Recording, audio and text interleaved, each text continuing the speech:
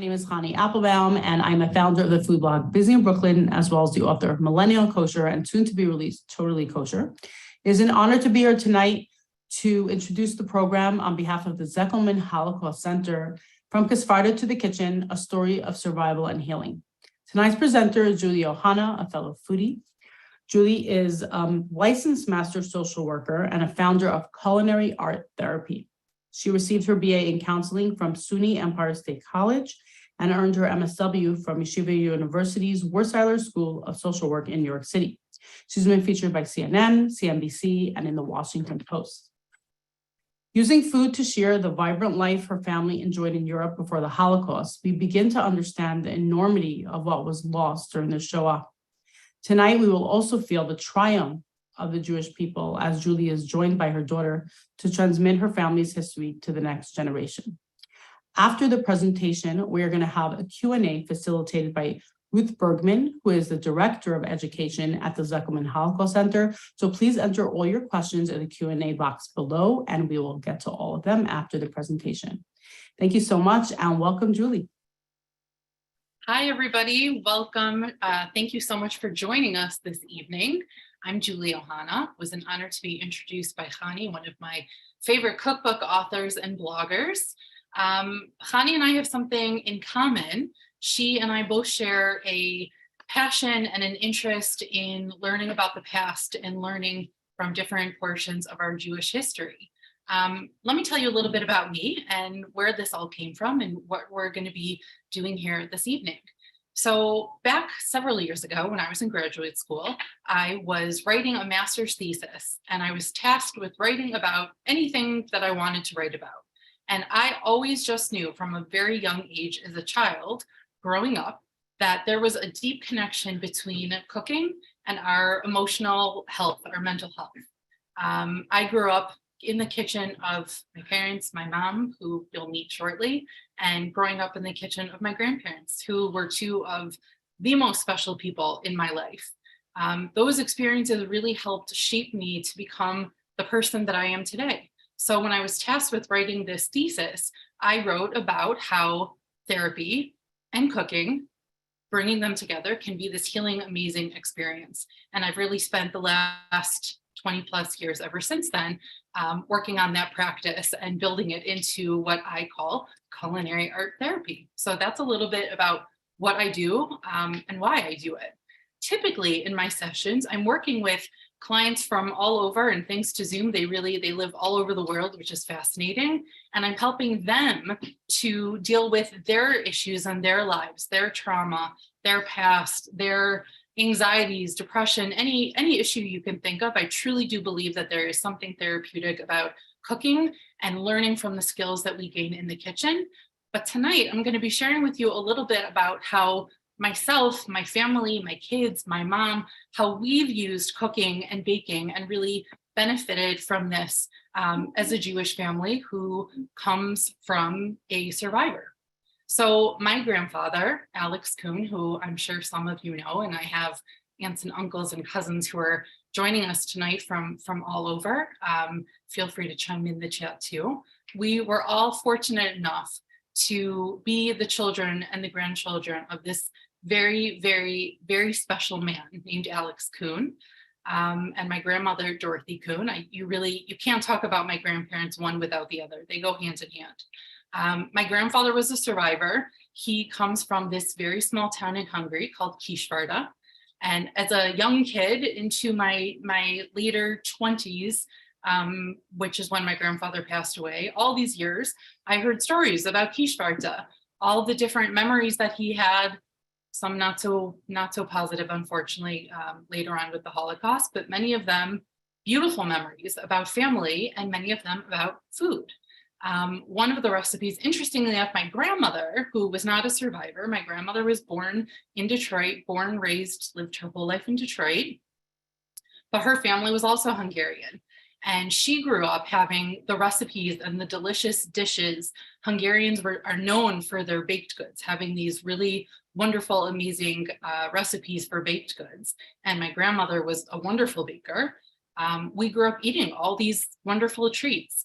And I think through these recipes, it allowed my grandfather to focus on the positive memories and to remember the things in his life that were really wonderful aside from the Holocaust. And this is the power of food. This is something where food really does help us focus on the things that were positive, preserve those wonderful positive memories, and carry them on to the next generation, which is why and when I would like to introduce a few special guest appearance people that are joining us on this Zoom. I'd like to introduce my mother, Gloria Ruskin, who has been active at the Holocaust Center. Mom, meet everybody. Hello. Well, why don't you tell everybody about your history with the Holocaust Center? I started back in the 1980s when the building was first on the campus at the JCC. And now, all these years later, after having done tours for many years with my dad, I speak on behalf of my dad. My sister and I do this sometimes together. And it just reminds me every time I speak, all the gifts that he gave us, both my parents. And Julie is going to show you one of those tonight. And two other very special people I would like to introduce you to are my wonderful, amazing children. Come in here, don't be shy. This is my daughter, Avital, and this is my son, Shai. One of the things that I'd love to, I'm honored and privileged to share with all of you tonight is that both of my kids, who are you guys named after? My great-grandfather. So both of them are named in memory of my grandfather. I told him when my grandfather, I told him when his days were coming to their final days and we knew that we would have to be saying goodbye soon. I found comfort, and I hope that it brought him comfort to know that I told him that one day there will be kids named for him. And I was lucky enough to have two great-grandchildren that were born in our family. We have 4 other great-grandchildren that are in our family, and both of them are named for him. And one of the ways that we carry on his legacy, both my grandparents' legacy, is by what do we do, guys? We cook and we bake. We cook and we bake. We do basically like Hungarian stuff. Like we cook Hungarian, well, mostly baking. But Yes, we yeah. do. We do. So my family did. There's not a ton of recipes that came from Hungary. My grandmother made a wonderful goulash and chicken paprikash. My mom still makes wonderful dishes like that. But I think our favorite dish that was carried on in our family was what we're going to be sharing with you guys tonight, which is called Diosh. So Diosh is a pastry. It's very similar to rugelach. People know rugelach, right? It's a very traditional Jewish dish, like a cookie pastry, not overly sweet, can be filled with lots of delicious things. In this case, this dough, Diosh, we're going to be filling with jam, apricot jam, and nuts. And if you don't want to use nuts, if there's an allergy, anybody in your family, feel free to skip them. You can omit them completely or swap them out for something else. Or you can use the version of Diosh that is called kokosh, cocoa powder, chocolate. Some people make kokosh, and there's another version with poppy seeds that my aunt mentioned that she remembers my grandmother making. Mom, do you remember that one?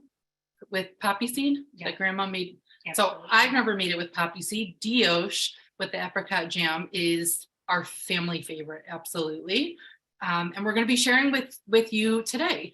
So everybody should have the ingredient list. I believe in the chat you can find a link for the full recipe if you want to bake it another time, or you can follow along with us right now. So I'm going to turn on another camera. We've got 2 cameras for you guys tonight. This camera, obviously, you're joining us here in my kitchen with my family. You can watch us as we bake and talk. And from this other video I have, Liz, if you want to go ahead and turn on the other camera. In just one moment, here we go. So this is where I like to call my food cam. So over here, we're very fancy. We have a fantastic setup here. You can have a closer view into my kitchen on my countertop, so you can watch along what we're doing. I would like to point out a few pictures. Here, this is my grandmother and my daughter several years ago when she was a very little girl. The top picture is my grandma up north, I think maybe 2000, one of our favorite places to go up north in Charlevoix, just having the time of her life. And below is my grandfather and me taken when I was in kindergarten. My grandparents both came to a picnic that I remember vividly. My grandparents were always along for the ride, joining us at every opportunity they could. I was very lucky to have that. And these are my grandmother's recipes. These are many of her recipes, handwritten notes. You can see her notes over here that she wrote down. This recipe came from a family friend named Shari Weiss. She jotted down all sorts of things. Some of it is kind of gobbledygook, which I love. That's part of the memory and the fun of looking at all of this, is kind of taking me back and reliving where she was in that moment when she was making that recipe. So for me, it just makes it that much more special. So, all right, guys, let's do some baking. Come on, he's gonna be up first. We're gonna get going. So we've got all of our ingredients over here. We've got our cream cheese, we've got butter, all-purpose flour, 1 egg yolk, a tablespoon of sour cream, 1/4 cup of sugar, and just a pinch of salt, because all baking goods need a little bit of salt, right? Yeah. Okay. You can't bake without it. Right. Okay. So you're going to be up first, and we're going to add all of our ingredients. So I have everything prepped here. So my butter and my cream cheese, I did take out of the refrigerator a while ago, so it is nice and soft. If you didn't do that yet, no problem. You can always just put it in the microwave at a lower power for a few seconds at a time to soften it up. And I love to use my KitchenAid because it makes it nice and easy and no mess. So let's start there. You want to add the butter and the cream cheese? Yes. Add those to our mixer. And tonight I'm only making half a recipe because we may or may not have a little bit already stashed in the freezer. So we don't want to have too much. So we're making a half a recipe. So I added 1 stick of butter, 4 ounces of cream cheese into my mixer. And then we're going to go ahead and add a little bit of sugar. This recipe is actually, there's in a half a recipe, it's about 2 tablespoons of sugar, because the dough itself is not overly sweet. If you want to add a little bit more, you can. If you want to add a little bit less, you can do that too. And then we're going to add a spoonful of sour cream and 1 egg yolk, only the yolk. You can dump all of it right in and just pour it right in. Pour it right in. There you go. Make sure you get all of it. Give it a, there we go. These guys are pros. We do a lot of baking together. Shai, what else do you like to cook? Sometimes I make baklava. It's a Middle Eastern dish. And sometimes What did you make yesterday? cookies and stuff that isn't like on the hard side, because I wouldn't call myself Gordon Ramsay exactly. maybe one day we'll be. Okay, so we've got our cream cheese, we've got our butter, we've got the sour cream, sugar, pinch of salt, and an egg yolk. So everything is in our mixer except for the flour. So you want to lower it down and on low speed, so nothing goes mixing all over. Low speed, give it a little mix. And then you can gradually turn the speed up. You can gradually turn the speed up. Thank you. We see our butter is mixing quite nicely. All right, you can turn it off. Tilt it back up. And we're going to add in our all-purpose flour. Again, I'm only doing a half a recipe, so this is 1 cup of flour. And we're going to add very slowly so it doesn't go everywhere. He's a pro. Not. Yeah, good job. Perfect. Okay, give that a good mix. Slow, again, start on really low when you add the flour, otherwise you get a cloud of flour all over the place. And then you can gradually raise it up a little bit, slowly. And at this point, see how it's flying out a little too fast. There you go. Okay, because of the cream cheese and the sour cream, it's going to be a wetter, stickier dough. So perfect. That's good. Great. So really, once it comes together, that's when you know you can stop. And again, if you don't have a mixer and you want to do this in a regular bowl, that works too. This is really just for the convenience sake. So at this point, we're going to scoop the dough out of here And I like to put it on a piece of parchment paper that I have ready to go over here. Excuse me, sir. My comment for a second. Yes, please. What would you like to say? So if you're also following along with this recipe, like right now, don't worry because this is also my first time. Your first time making Diosh? Yeah, Really? Yeah. But you're not your first time eating Diosh. definitely not. Avital, have you made Diosh with me before? Yeah. Yes. Avital started off as the original baker with me in the household, but then Shai quickly became interested as well. All right, so now I scraped my my mixer, my blade over here. So that's nice and clean, just like that. And then I'm gonna move that out of the way. You want to take the spatula and clean out the bowl, and you're gonna put it right here. And then you are gonna step in next. We're gonna do some switching. There you go.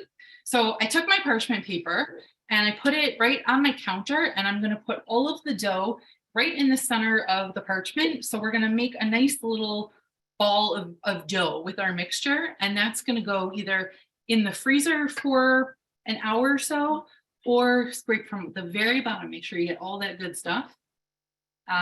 Or you can put it in the refrigerator overnight. No worries, in the middle. And don't drop the bowl like that. No, that's just fine. Make sure you get everything out of here. Well, just about everything. You want to make sure Good you get, enough. scrape the sides so you get all the good stuff. No Diosh left behind here. Okay, so we got a nice clean bowl. And Avital, you wanna come show me how you form it into a ball? Push it into the ball, and then we're gonna wrap it up. Okay, so we've got all of our messy but delicious dough over here. And then we're just gonna, there you go, just gonna move it into a ball or a disc. And you don't want to work it too much because you don't want it to, well, you don't want to get too messy. But you just put it in the center, and then we're gonna wrap it up. Perfect. Make sure you get all the little bits. Nothing gets wasted. See, this is my pro over here. She knows exactly how to get all those little crumbs into one nice, neat ball. Perfect. Yes, she did perfect. Now we're gonna smush it down. Give it a good smush. This is just gonna be so it's gonna be easier later when you go to use it. So this is like perfect, Avital. Excellent job. So once you have this gorgeous, perfect disc that my beautiful assistant has done, I just like to wrap it in the parchment. Just give it a good fold like that, and you're gonna pop it in the fridge or the freezer, exactly like that. Like you're wrapping a present. Perfect, exactly, just like wrapping a present. And now, because we believe in the magic of Zoom, will you go pop that in the fridge and get out our one that's waiting? So we have dough that has been refrigerated already. There we go. My assistant is bringing it to us. Yeah. Okay, bring that over.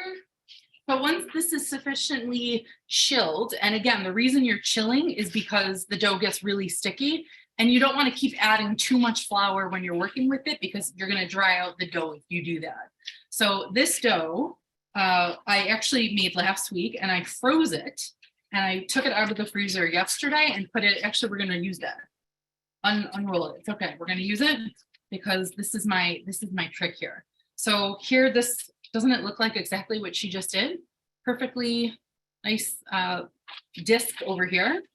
And I like to have that in the center of the, do I have another piece? No, I don't. So I have a sill mat right here that is non-stick. And because I have that, we're gonna make a little Diosh sandwich right now. So we're gonna put that on the sill mat just like that. And we're gonna roll it out like this with the rolling pin on top. And this way, the rolling pin won't stick to the dough.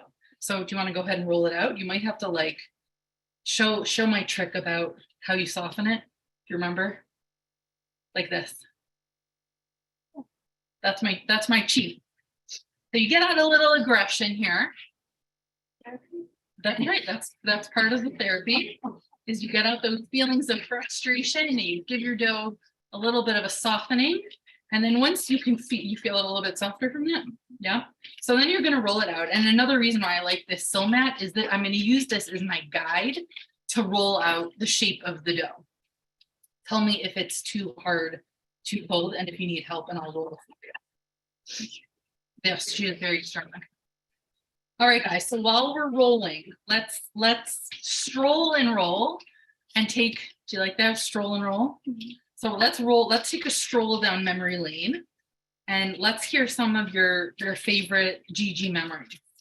What does making Diosh make you remember about Gigi?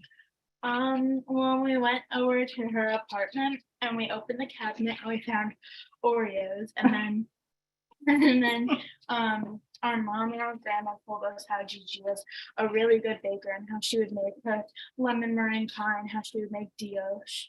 Yes, and it was always fun to go play. You never knew what you would find in Gigi's pantry or her fridge. I knew what I would find when I was a kid. You were certain to find Diosh in her freezer.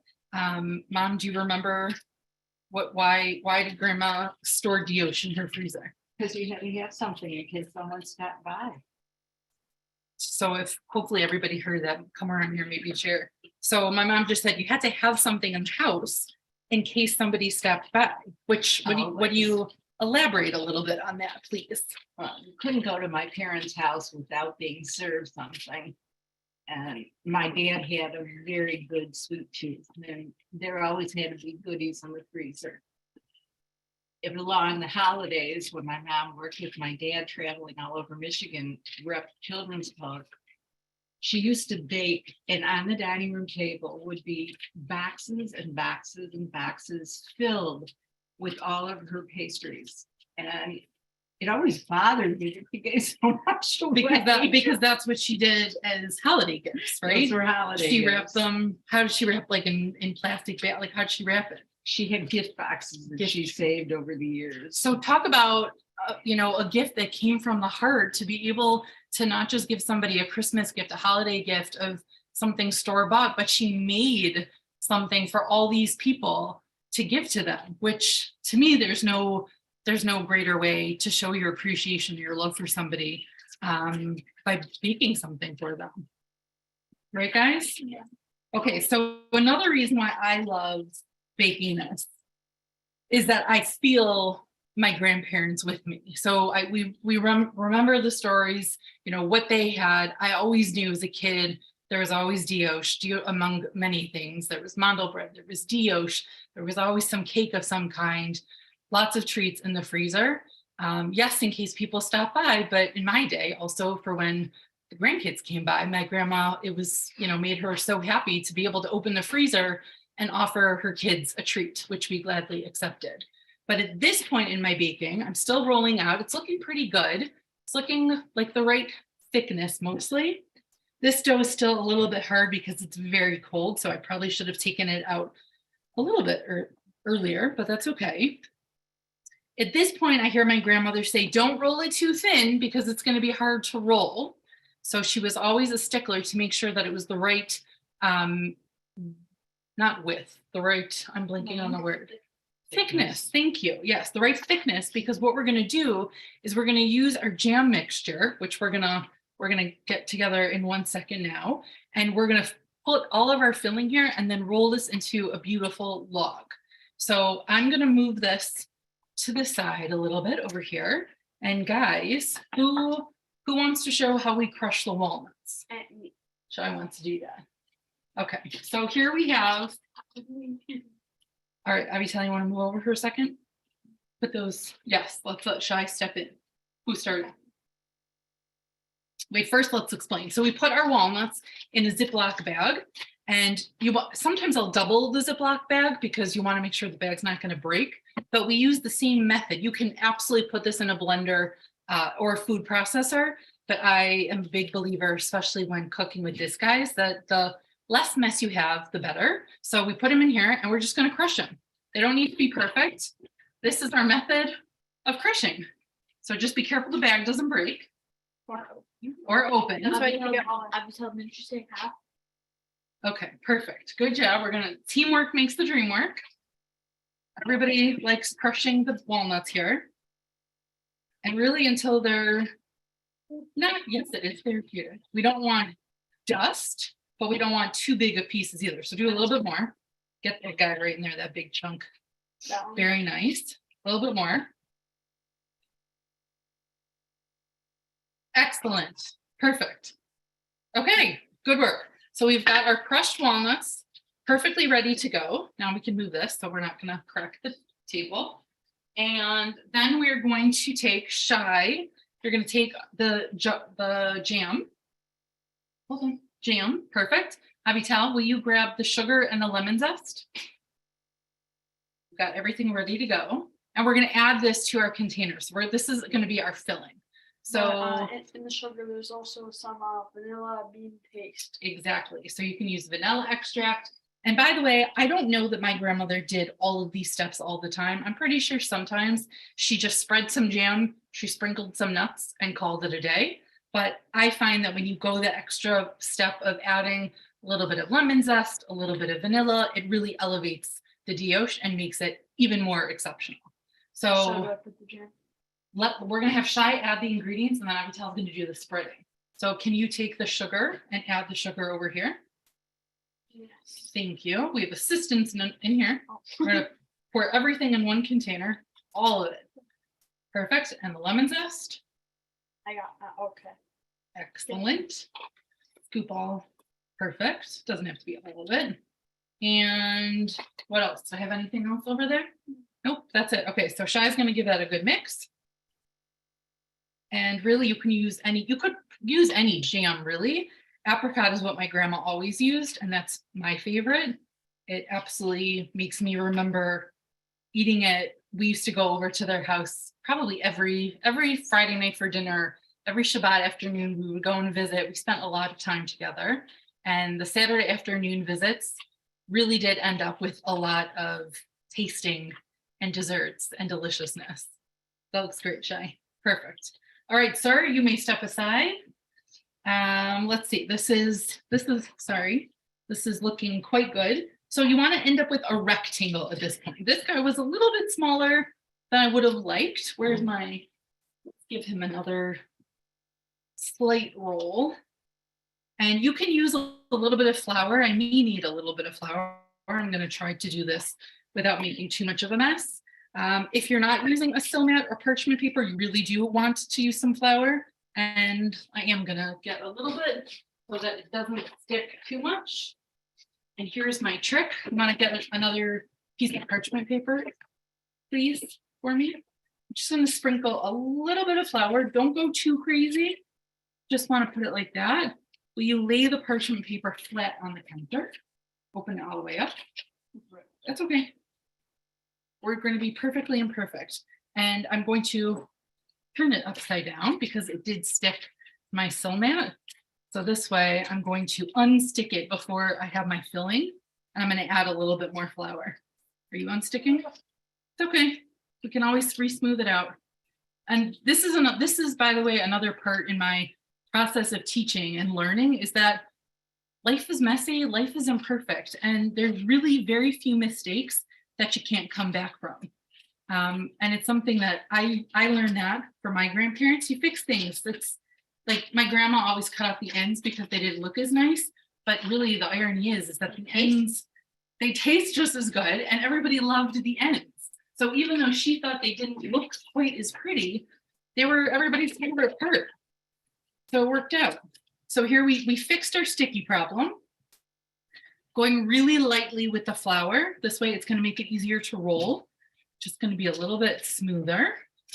Okay, and now Avital is going to spread our jam mixture. You're going to leave a border on the dough, like a pizza. You're going to spread it really just in the middle, and then spread it out with the back of your spoon, or you can use a spatula, whatever is easier. Mom, my mom is watching from across the counter. She's going to join us again in a minute. Where are your memories taking you? Come share with us. Watching this, what is it making you think of or remember? All the years I would watch my grandma do this, and it makes me feel so special to be able to be here with you and my grandkids doing this. And feeling her with us. Definitely. I definitely think these are the moments that make them the most proud, is talking about the past and enjoying the future, enjoying the present and the future. You know, there was my grandfather, Papa, had so much, he suffered so much more than anyone, you know, all survivors suffered so much more than anyone ever should. And one of the things that he taught me and that I admired about him so much, where he was such an exceptional person, was that he was able, despite all of those horrible experiences and memories, that he was able to focus on the simple little things like a baked good and remember the joy that it brought and be in that moment. Yep, now we're gonna sprinkle our nuts. So you can see we left good little border around the edge. We're really focusing on the middle there. And then we're just gonna put them, oh, we're gonna take a little taste. Is that part of it? Oh, okay. And we're gonna, Sure, sure, sometimes you can sample. sure. And again, you can do as much or as little as you want. I like to think this recipe, the filling especially, is just a recommendation. The irony is my grandma didn't actually like anything with nuts in it. So So grandma. yes, it was. All right, I think that looks good. Beautiful. Gorgeous. So here is our deconstructed Diosh ready to be rolled. So now, once everything is ready to go, thank you, Avitali. I'm gonna just turn it this way so you can see what I'm doing. So you're gonna go the long way and you're going to fold into a log. Now, this is the point where my grandma says, or she would have already said, don't overfill it because your jam will ooze out in the oven if you overfill it. To that I say, it's okay if it oozes, because the more jam and filling, the better. It's what everyone loves. So you're gonna do a fold just like this, and you're gonna really just roll it up. And we used a perfect amount of flour. Good job, Avitali, fixing it. And then I like to finish with the folded side down on the bottom, just like this. Now here's those ends that I was mentioning that she always said was the ugly part. If you just give it a nice little pinch and you make it really smooth, it's gonna bake really nice. It will probably ooze a little bit, but again, the ooze is delicious. Nobody was ever mad at the ooze, maybe except for my grandma, but we do not mind it. And we have a perfect, gorgeous log. Can you see how beautiful and smooth the dough is? Because we used our parchment paper, we used our silk mat, which really helps make it easy. And now it's perfectly smooth and gorgeous. So what I'm gonna do at this point is, and you can reuse the same parchment paper. I have a dish here ready to go. Well, maybe I'll move her over if you can, if it's not too messy to move over. You are gonna just take it on your baking dish, and I have the cutest little perfect size baking dish just like this. And I have one egg. My aunt was just telling me, come here, Auntie, you want to do this? One of my aunts was telling me that when she made Diosh today, she uses just the egg yolk, and then it makes it really, really beautiful. So you can use just an egg yolk. You can add a little water. This is one egg that I mixed up, and we're just gonna give it a nice painting. And you're gonna cover the whole top. This is really just so to make it pretty. It's gonna make it shiny and glossy and just look extra special. And once this is done, you're gonna pop it in at the oven on 350 degrees, and you're gonna bake it for about 40 minutes or so. You really wanna make sure you want it to be a deep golden brown. Again, if it oozes, don't worry, no problem. That's why we use the parchment paper. And once it is perfectly covered, just like my wonderful assistant is doing, it's ready for the oven. That's perfect. Okay, you want to put that aside? Perfect, it's okay, just leave it. So this guy is ready for the oven. And now the best part, you want to move that over? Everybody, drum roll. The beauty of Zoom, we're going to pretend it's 40 minutes later. And here we're going to take out of the oven, let's see, I don't know which camera to show you on, is our Diosh. So this is Diosh that I made earlier. There it is up close. See, I already cut off our ends. May or may not have sampled them because, again, as I said, even though Gigi grandma didn't like the ends, we love them. So there might have been sampled, but guys, now comes the best part.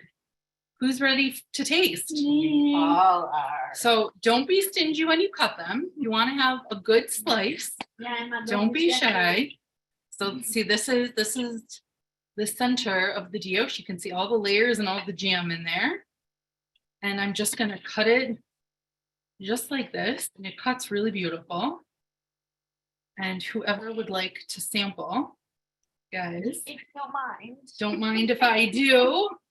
Come on in here. Come on in and tell everybody what you think. Oh, I'll move out of the way. Okay. Okay, everybody taste. Is it yummy? Mm. Is it good? Mm. It's flaky and buttery, and the sweetness from the jam. Flaky, buttery. So good. We already want seconds over here. It's delicious. This is definitely a family favorite for sure. Is my aunt who made her batch earlier today. She sent me a message and she said, as she was taking the Diosh out of the oven, her response was, "It smells like grandma in here."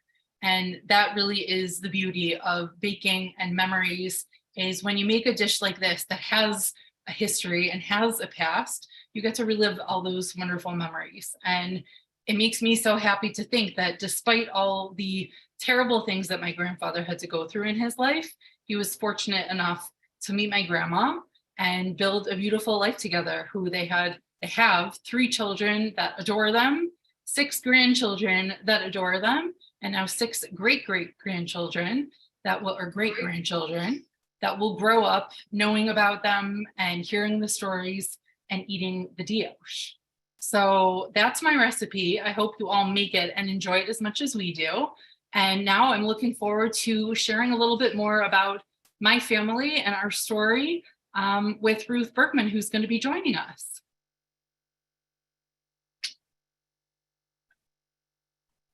Hi, everyone. How are you?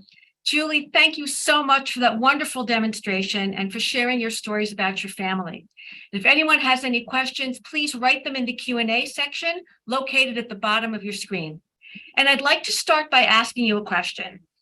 Did you bake with your grandmother? You talked about coming to your house and her house and having the food there, but can you tell us a little bit about baking with your grandma? So yes, the short answer is yes, absolutely. And Mom, you can come on in here and share with us too your memories, your experiences. Definitely. I remember many times, whether my grandma would come over to our house when I was a kid and we would bake all together, or we would bake at my grandma's house at her place, especially for holidays. She was not only a great baker, but she also cooked a ton. But she didn't love the mess, and she didn't always have the most patience.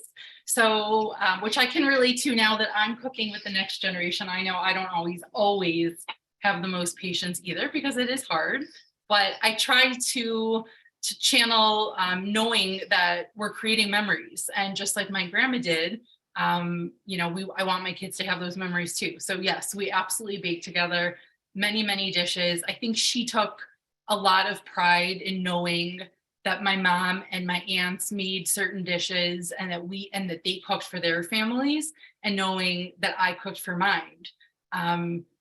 It probably wasn't until really recently I can picture her.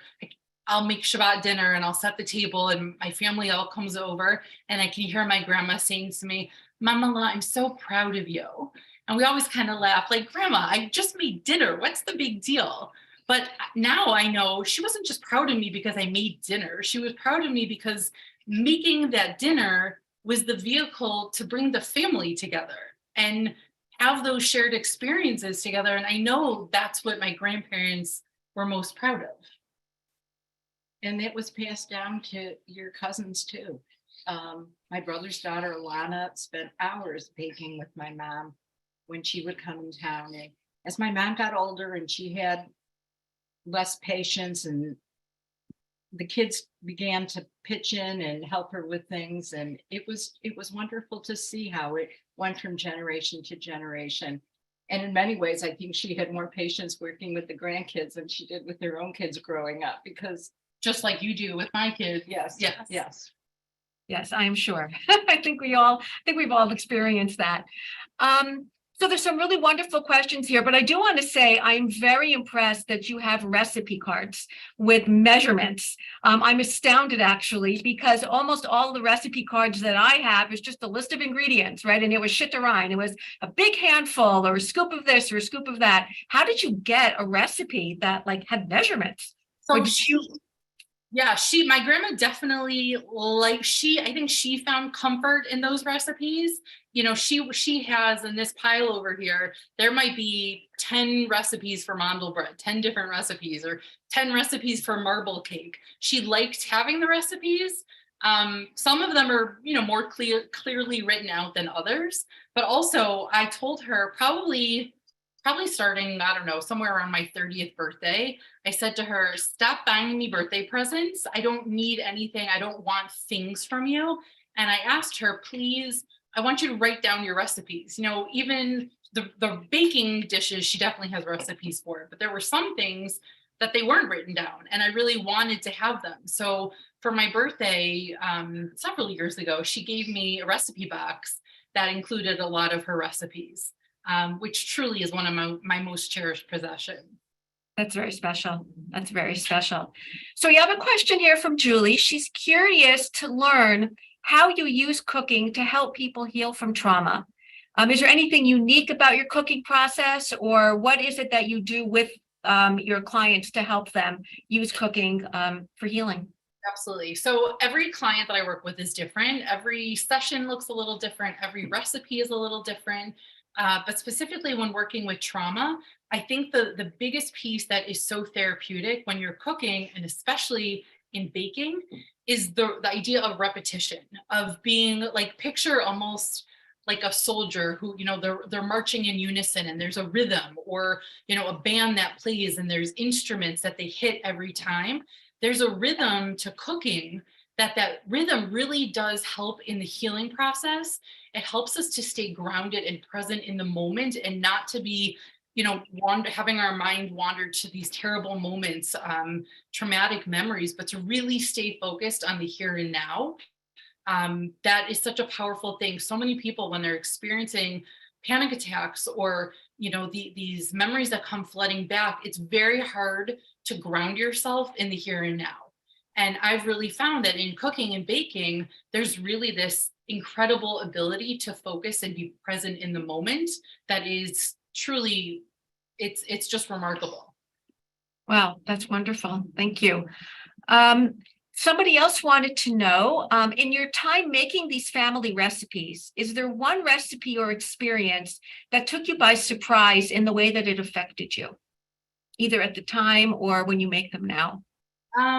Probably every time I make one of her recipes, and again, her, you know, it's really probably more desserts. You can say what you find, but at each and every time when the dish is complete and it comes out of the oven, the smell hits you, and the sense of smell is actually the strongest sense tied to memory. So it's no accident that cooking really is so much connected to memory.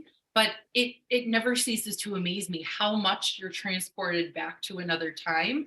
And I'm sure that's, you know, in part why I love making her recipes, because it's just one small way that I get to feel her close to me in that moment. And, you know, that even though that moment is fleeting, then I try to remember all the next great moments, like seeing my kids eat her dishes and enjoy them. And I know what kind of joy and satisfaction that brought her, watching all of us enjoy. So yeah, I mean, Diosh is definitely one of them. She made a wonderful marble cake that is really great, and that definitely, that the smell of that coming out of the oven is definitely says grandma all over it. What do you, Dedia.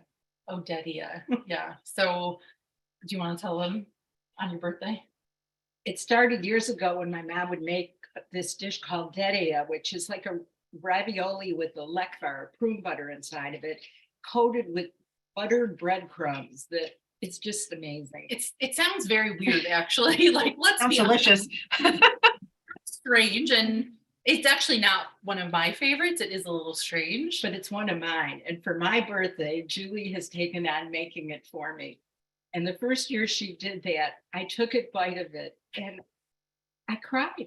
Tears came to my eyes because it was so real. I felt my mom and dad sitting there enjoying it. Not my mom, because she didn't like it, but my dad sure did. And the two of us would demolish a tray of it. So now Julie makes it for me for my birthday every year. And it just brings back the most wonderful memories, and the taste, the smell of it. It just transports you back. And we've made a new tradition from it. That's wonderful. So some practical questions.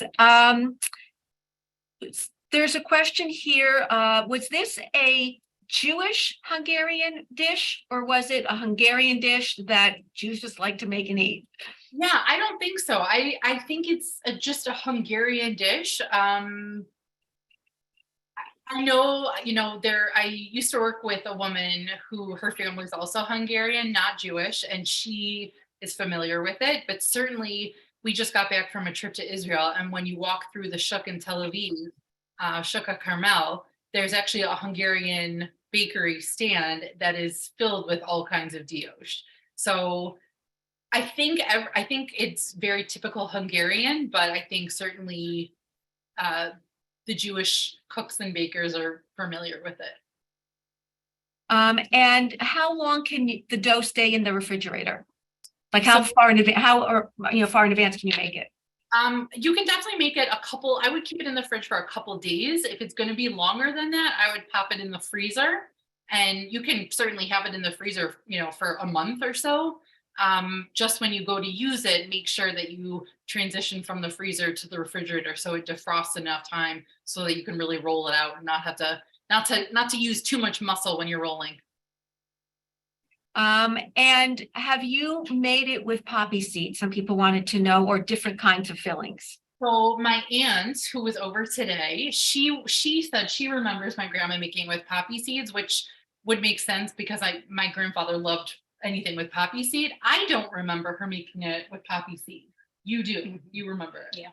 Yeah. So I'll have to give it a try, but it's hard for me to stray away from what I remember, because not only is it so delicious, but that's part of the experience for me, is that I want to elicit those memories. So if I make it with poppy seed, to me, it's not Be the same. exactly, well, it just won't be exactly the same. I'm sure delicious, but not the same. I think poppy seed in some ways is like cilantro. I love poppy seed, and I have memories of my grandmother's poppy seed babka, Hermon babka, and other people are like, don't even go near me with that stuff. So Exactly. stick with what you know and what you know your family likes, right? Absolutely. Yeah. Do have a comment here from Mark Kuhn, who says nothing better than your grandmother's dobos torta. It's a 7-layer cake. So can you talk about that a little bit? Mark Kuhn is my uncle. Yes. Marky. That's my mom's brother, and he is definitely a fan of the baked goods as well. And the Diosh tort is this incredible cake that's the granddaughter that my mom was talking about who made the Diosh tort, not this granddaughter. I do not have enough patience. But my cousin Alana, his daughter, I actually remember for one of Alana's birthdays, Alana lives in DC now, and I think she's on with us tonight. But for one of her birthdays, she was here in town. And hi, Alana. And my Alana, for her birthday, told my grandma that she wants to make the cake together. And the two of them made the cake. And it's basically a 7-layer cake. Actually, Zingerman's Bakery, for all of our local viewers, Zingerman's makes a Diosh tort that you can buy at Zingerman's or Plum Market. It's a multi-layered cake with a mocha frosting on the inside between the layers. And then on the outside, it's like candied sugar that you pour over it. It's incredible. And my grandmother's was killer. That tests my patience a little more than I'm willing to attempt. I'll leave it to Alana. Fair enough. Sandra wants to know, at what age do you recommend having a child help you cook or bake? From when they're teeny tiny, because when they get used to it, they grow up with it, and there's that curiosity and that desire. Obviously, it needs to be age appropriate. I would never put a sharp knife in the hands of a little one. But there's so many things, little kids, you know, a 2-year-old can pull apart lettuce to help make a salad. They make all these amazing knives now that are like ceramic, that are meant for little kids as they get older to help chop vegetables. A little one can stir batter when you're baking. That's part, baking is actually like a lot safer in a lot of ways. So there's really something to do at every age. And my kids, I have so many videos of, specifically my daughter, I think she was, I don't know, 4, and she's standing on a chair over the stove, over the cooktop with me, and she's rolling meatballs. And I have this adorable video where I said to her, what's our secret ingredient in the meatballs? And she says, love. And it's such a good one, but they when they enjoy the process, that helps them to be better eaters, that helps to participate in family meals together and really be full contributing members of the family and the greater community as they get older. So I am a full believer. You can see how passionate I am about including them starting very young. Noted. Thank you. That's great. This recipe clearly is dairy. And someone wants to know if it's possible to make it parve. So if it is, would you tell us how you would go about doing that? Oh, it absolutely is possible. And I think my grandmother was the queen at making dairy recipes parve. So obviously instead of butter, you would use margarine, and instead of the sour, you could either skip, you could skip the sour cream. You can't really skip on the cream cheese, but there are so many non-dairy. Back when she did it, I feel like everything was chemical based, but nowadays when there's so many vegan alternatives, there you can find a substitute for really anything. You could use a non-dairy yogurt. You could use a soy-based yogurt or soy-based cream cheese, or there's, you know, cashew products, or so there's alternatives for everything. So absolutely you could, I don't know that it would come out exactly the same, but you could absolutely make it non-dairy or vegan. Great, thank you for that. So switching gears a little bit, you've talked about the memories that you have and how the food was able to give your grandfather, in a way, sort of comfort and the memories, the positive memories of pre-war life in Hungary. But I know you've talked about the duty that your children feel as the next generation to share the history. So can you talk a little bit about that and what that means for you and for them? And I know, you know, Gloria speaks for us all the time beautifully, as does Marla, and what that means. Absolutely. So I grew up, my sister grew up, and I think my cousins would probably say the same thing, that there was no moment when we were like sat down and, you know, told about my grandfather's history and past. We just always knew. We inherently knew this about our family. I actually remember at a very young age knowing what it meant to be a survivor and feeling this immense sense of pride that my grandfather was a survivor, that he truly survived, but I think more so that he thrived, that we're so lucky that he was able to find the good in life and find a way to build a life filled with happiness, to raise 3 kids who are 3 happy, healthy, wonderful people and grandkids. And I think because of that, I think all of us, all 3 kids and all 6 grandkids feel the sense of, we love sharing, we love talking about our grandparents. I love telling my grandfather's story, bringing my grandparents into discussions. I think it helps to keep their memory alive. And it makes me feel a sense of duty, but also joy when the next generation learns. When I know that my kids, do you want to come tell everybody? So my kids both go to Hillel, and in 5th grade, they have a program called their Heroes Program. And they write about someone that they consider to be a Jewish hero. And both my kids, Avital did this last year, and Shai is doing it actually right now. They both picked my grandfather. They both wrote about my grandfather and why he's their Jewish hero. And I know they feel a tremendous sense of pride sharing that with their classmates. Right, guys? Yeah. What do you like sharing about Papa? I said in my essay how he was brave. And how he was brave and intelligent and kind and caring. Absolutely. We have to write like characteristics. And almost my entire essay is about how he was stubborn, but in some cases it's a good thing. Like he was stubborn to show that he was Jewish. He was stubborn to not let go of his Jewish identity. He was stubborn to stay with his father. He did a bunch of stuff. Yeah, will to live, right? Yeah. I like to think that he in part was able to survive part luck, because he said he struggled with why him and why not so many others who weren't as fortunate. But I like to think he, in the back of his very young mind, he was 15 during the war, that he had to survive for me and for these guys and know that we were supposed to be in this world. So if he survived for us, then we're certainly gonna yell from the rooftops as much as we can about who he was and how he impacted our lives.